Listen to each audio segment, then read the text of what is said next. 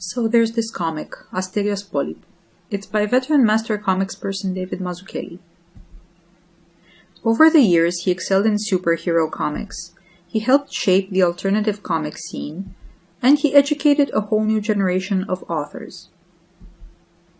With Asterios, he returns after a hiatus with his first long-form original graphic novel. It's the story of an architect, also called Asterios Polyp, as told by his dead twin brother, and it does some really smart and even transformative stuff with the medium. On top of that, because of the way the comic is constructed, it offers some opportunities to talk about reading and interpreting art. Hello, I'm Aline, and I'm totally not ripping hats off.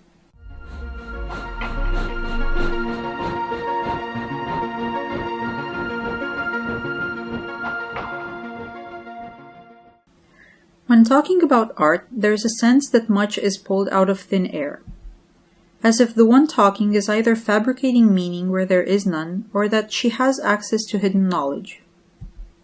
And there is indeed a measure of fabrication when interpreting, and indeed trying to approach a work we need to be familiar with its conventions. But for the most part, much of the meaning comes from the work itself. Elliptically or not, it offers keys for thematic interpretation, and creates patterns which might even form a new artistic language. In comics especially, we see authors creating personal systems of communication within the accepted norm. They add their own codification, their own rules, and one good example of such a comic is Asterios Polyp. For a while I thought that it's best seen as a didactic graphic novel, a collection of techniques, formal and narrative, internally explained, used transparently. But now, I think it's not only a resource for authors, but readers as well. It's a comic that teaches one how to read comics and art in general, reading both as a sophisticated interpretation and even as a mechanical act.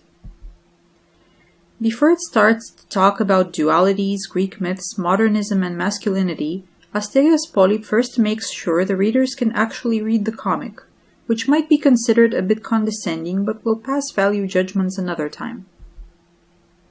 The comic starts with a panel, a single image of raindrops to be read in isolation. Then two large ones, impossible not to be read in sequence. Using lightning, it indicates the passage of time. Then it shows that the panels can change size. And it introduces the three-tiered structure it will use throughout the comic, although it might not be immediately apparent. He follows with a page still impossible to read wrong because of the wide panels of equal size vertically sequenced, with no ambiguity regarding their order. At the same time, he reveals the underlying structure. Finally, he introduces another element of comics grammar, the speech bubble. It then clarifies what the speech bubble is for by making sure in two places that it points to the TV. Also of note, only once much later in this 300+ pages graphic novel does Mazzucchelli use this kind of page, yet here he does it twice in a row. He's taking the reader slowly. Only when the reader is acclimated, we are introduced to sound effects and to panels that transition on the horizontal. Even so, they are used in concert, the sound effect guiding the reader, introducing him in the zigzaggy manner in which most comics are read. Then a more complex page, yet highly readable because of the sound effect and the placement of panels, where the last one in each tier is slightly lower than the one before, pointing the reader downward. We are also introduced to actions, then finally to motion. With this, we've been given a complete crash course on the basics of comic book semantics and even a bit about its syntax. There are, of course, concerns of rhythm, of tone, characterization through the environment, but considering the inventiveness Mazzucchelli puts on display later on, this first chapter can be thought of as a sort of tutorial level for the comic book language.